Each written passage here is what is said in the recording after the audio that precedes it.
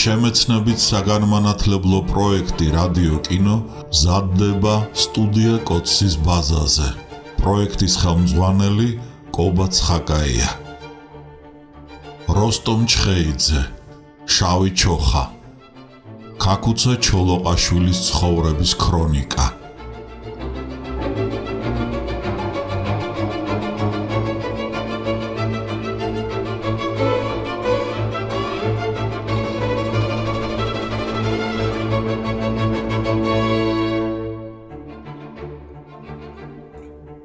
თავი მე-13 ზექალას ლეგენდა და სინამდვილე.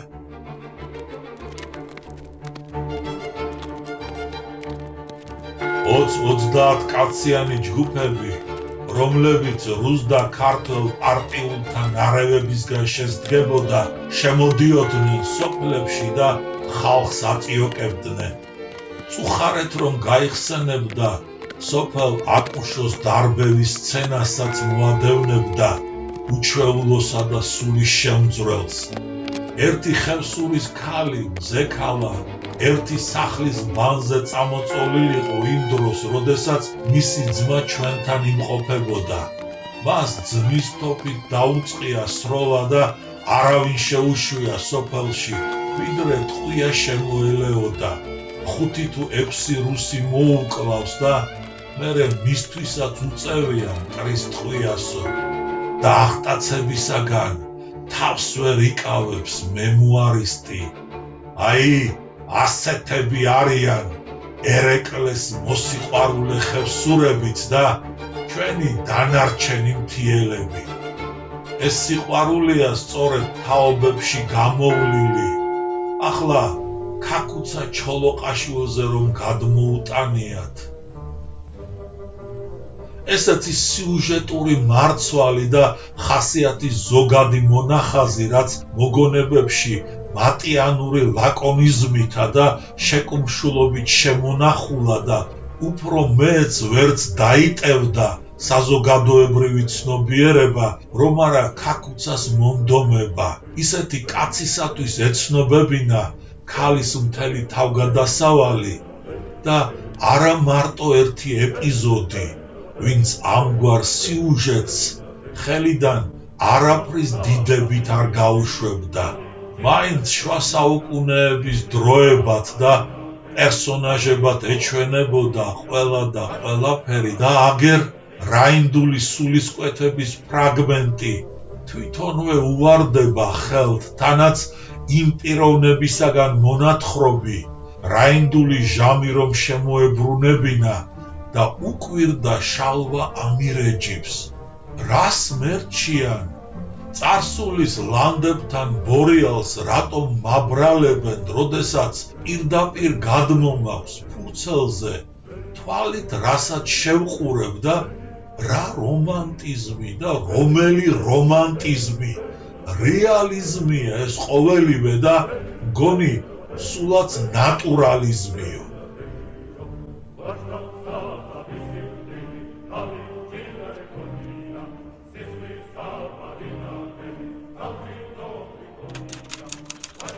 ბუნებაში ეღიმებოდა გერონტი ქიქოძეს. ყოველი ამგვარი მტკიცების მოსმენისას ქაქუცა კი აგულიანებდა.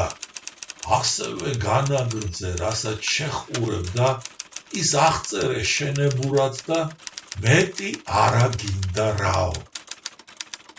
შალვა ამირეჯიბი აღარ გადათქვამდა და საგანგებო დაზუსტება, რომ მოგენდომებინათ, კლავაც დაიჟინებდა. ხრობელი თვითონ ქაქუცა, რა მნიშვნელობა აქვს, ვინ ჩაიწერდაო. ამიტომაცაა დასაწყისში ქაქუცა ჩოლოყაშვილს ნაამბობის ავტორად რომ იხსენიებს.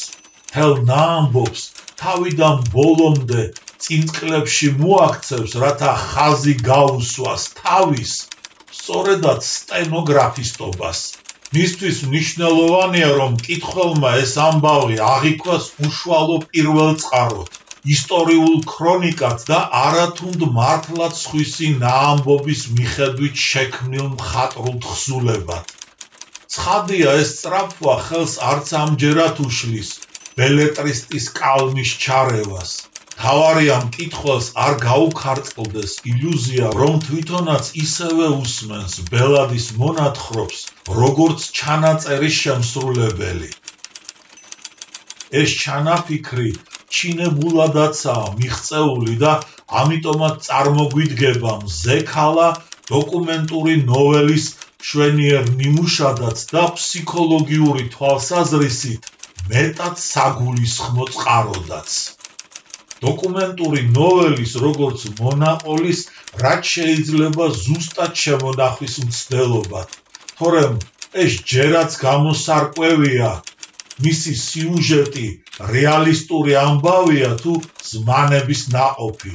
ციებიანის გონებაში დაბადებული ხილვები, სიზმრად გადმოყოლილი განცდები, ერთბაშად რომ ვერ დაგიზუსტებია, სიზმარშიც სიზმარს ხედავ თუ უკვე გამოფხიზლებულ ხარ მოლანდებათაგან.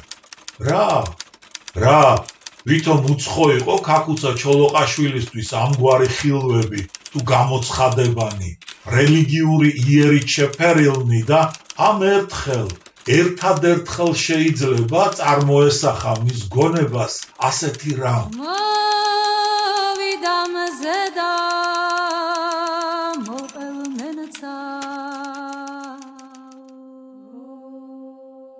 მას რას გვიამბობდა ალექსანდრე სულხანიშვილი ცივ გომბორის მთაზე დაბანაკებისას, ზედიზედ ორჯერ რომ ეწვია ბელადს სიზმარში უცნობი ქალის ლანდი და ურჩია იქაურობის დატოვება, თორემ უამისოდ საშინელ ხიფაც ვერ აერიდებოდა.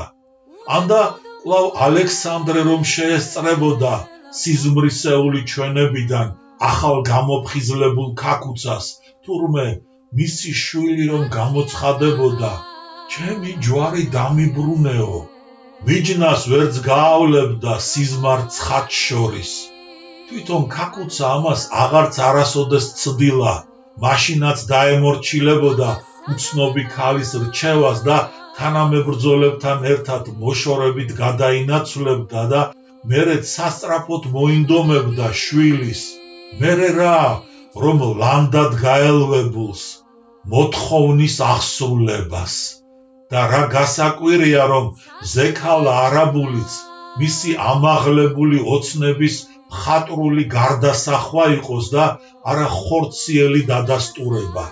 თუმცა არც იმას გამორიცხავს მკითხველი, რომ ეს ქალი მართლაც ყოფითი რეალობიდან გადმოსულიყოს დოკუმენტური ნოველის გმირად, სულ ოდნავი შელამაზებით მისი შთამბეჭდავი გადაელვებისა.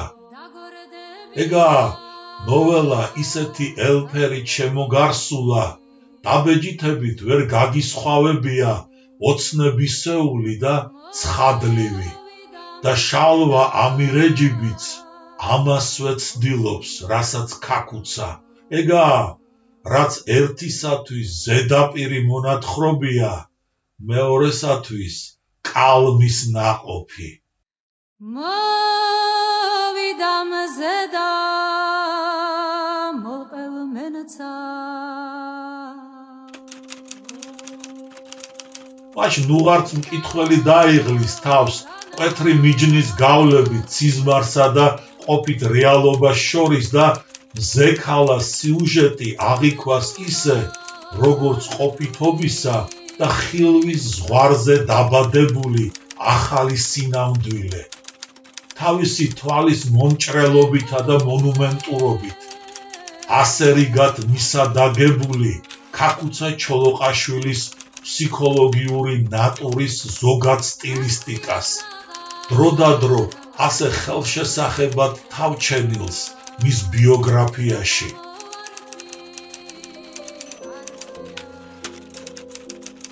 ფრანც კაფკას არ ეჭაშნიკებოდა და ძალიანაც არ ეჭაშნიკებოდა მის ნოველებსა და რომანებში სიზმრისეულისა და ცხადლივის დაცალკევებას რომ იწყებდნენ, რაღაც მიჯნის გავლებას ლამობდნენ და სიმბოლიკასაც რატომღაც გადაჭარბებულ მნიშვნელობას ანიჭებდნენ და ყოველივე ისე დარჩენილიყო კითხველის ცნობიერებაში, როგორც კაფკას მხატვრულ ქმნილებათა ზოგადი სტილისტიკა გულისხმობდა, ხილვისა და ყოფითობის, სიზმრისა და ცხადის განუყოფელობისა და ერთი მეორეში ძალდაუტანებელ გადადინებ-გადმოდინებისა. ვითომ შემთხვევითობაა ან უნებლიე ერთობლიობა ისეთი რეალიებისა, რაც გიბიძგებს გაარღვიო ნოველის დოკუმენტურობის ილუზია და მის მიღმა ეძიო მხატვრული წამსიც და ეჭვშეუვალი ჟანრობრივი თავისებურებაც. მეფის ნათლულობა შეიძლება რეალისტური შტრიხი იყოს და სხვა არაფერი. ან რა მოხდა, რომ გმირს მზექალა ჰქვია?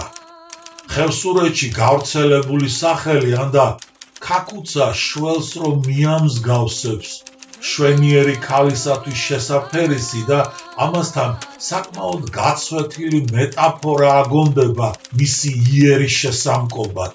ანდა ისიც ხომ ადვილი ასახსნელია, რომ ციებისაგან ნაბადში გახვეულ და მიწაზე მწოლიარე გმირს მხოლოდ ქალის მოსვლა შთაბერავს იმდენ ძალას, წამოდგომა შეძლოს და უშუალოდ ჩაერიოს ბრძოლის მსვლელობაში და არაშორიდან უხელმძღვანელოს, მისთვისვე ცოტა არ იყოს ბუნდოვანი ბრძანებებით. დიახ, რატომაც არა, ეს ყოველივე არ სცილდებოდეს ყოფითი სინამდვილის ფარგალს, მაგრამ როგორ გინდა დაუშალო სიუჟეტის ამ თვალით წამკითხველთ. ქვეყნის გამოსახსნელად შემართულ პიროვნებას სიზმარ ცხადის მიჯნაზე ის ქალი მიუძღვის, ვინც მეფის ნათლულია და ვის სახელშიც მზე ჩაწნულა.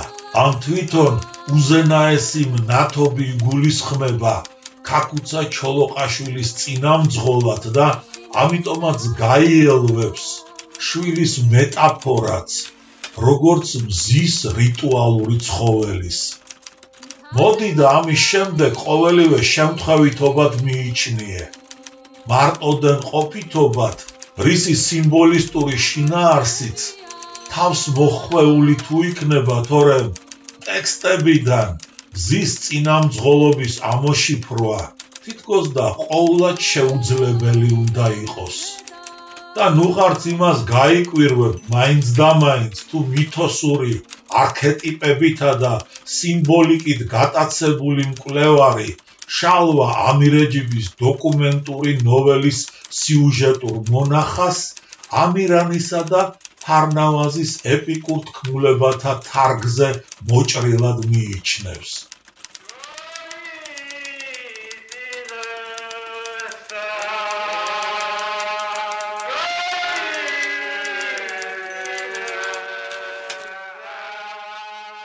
საიდან სადაო?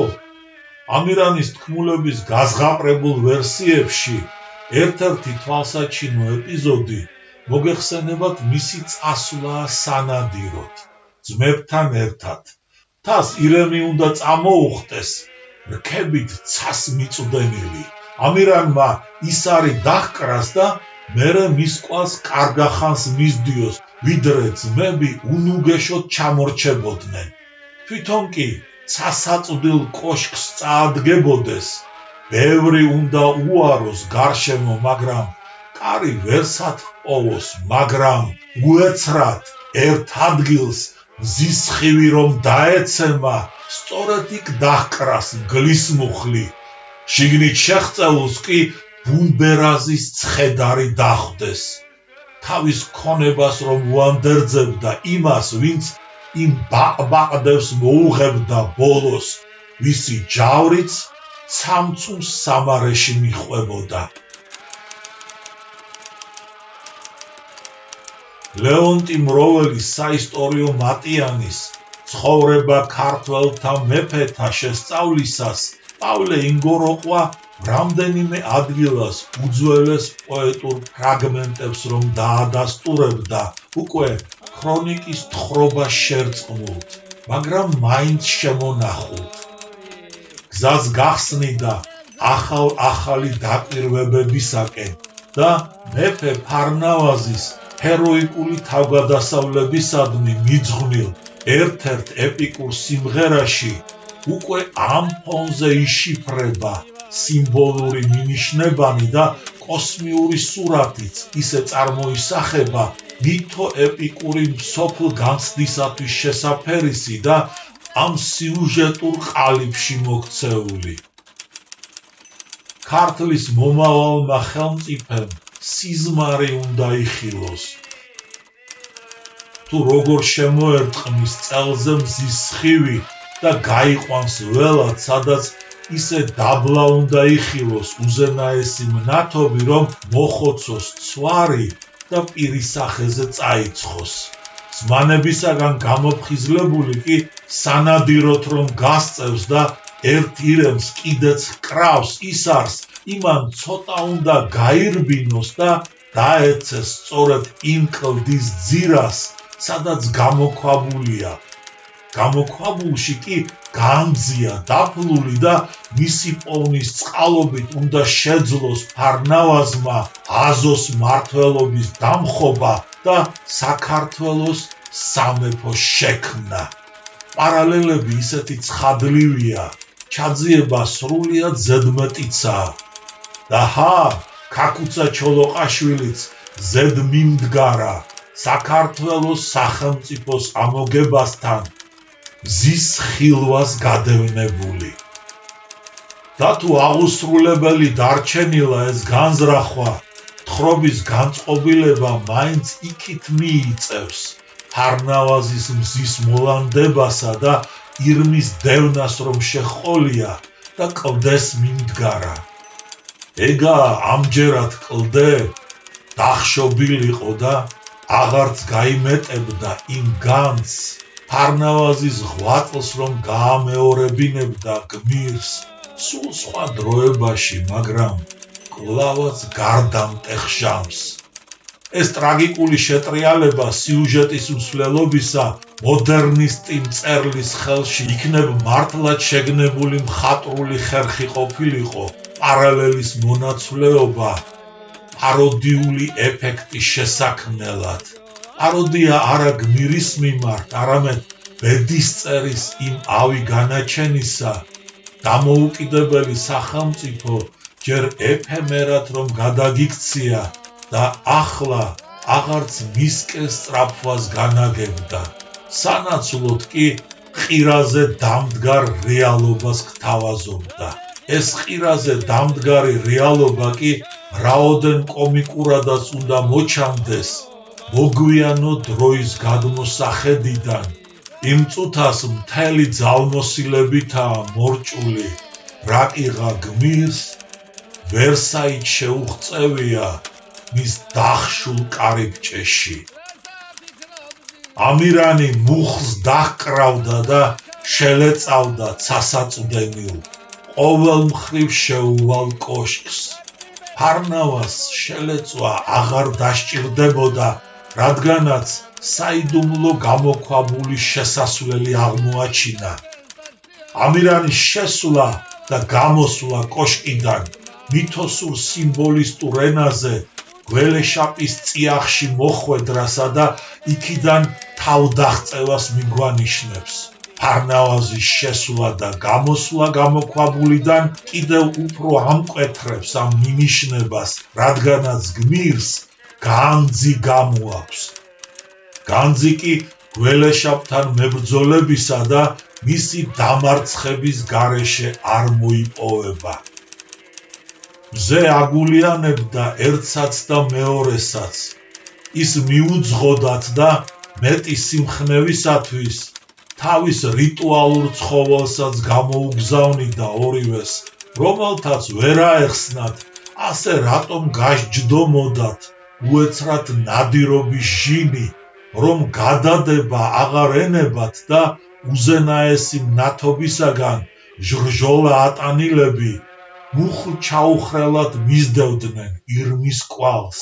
განა ასე ჟრჟოლა ატანილი არ ჩადგომია კვალში მზისა და შველის ხილვას, ქაკუცა ჩოლოყაშვილიც. და ისე წაწყობია ყოველივე ერთმანეთს, რომ ამირანისა და ფარნავაზის ფერი მათი მომდევნო ქაქუცა უნდა იყოს მესამე და მის საგმირო ეპოსშიც თუ ასეთი მხატვრული ძეგლი შეიქმნებოდა, კვლავ ამუანათებდა ის ძველთაძველი სიმბოლიკაც და სიუჟეტის ზოგადი ქარგაც, რაც ამჯერად წარეს სინანულს თუ გვიჩენს და მოდერნისტი მწერალიც ალბათ ამ სინანულის გამოხატვა შეეცდებოდა მითოსური თუ ისტორიული პარალელის მონაცვლეობით. შალვა ამირეჯიბიც თავისას გვიამბობს, თავისი სტილისტიკით. დაგვიანებული რომანტიკოსის კვალობაზე არ განარჩევს ზმანებასა და ცხადს და თავისთავად მოჰყვება ხელთ ის არქეტიპები, ხან სად და ხან სად რომ უჩენიათ თავი და არც არასოდეს გაქრებიან საზოგადოებრივი ცნობიერებიდან. თავისას გვიამბობსო, თუ სიტყვა სიტყვით იმეორებს. ან კი რა განსხვავებაა, განა ქაქუცა ჩოლოყაშვილიც დაგვიანებულ რომანტიკოსად არ ესახებოდა გერონტი ქიქოძეს. მაშ დიდი ეპოსების ნამსხვრევებშიც უნდა მდგარიყო, თუმცა იდგა და ეგა. მზე ეწეოდა, მზე შთააგონებდა და მიუძღოდა. ჩამავალი მზე, ჩამავალი მზე, ჩამავალი მზე. შემეცნებით საგანმანათლებლო პროექტი რადიო კინო მზადდება სტუდია კოცის ბაზაზე. პროექტის ხელმძღვანელი კობა ცხაკაია.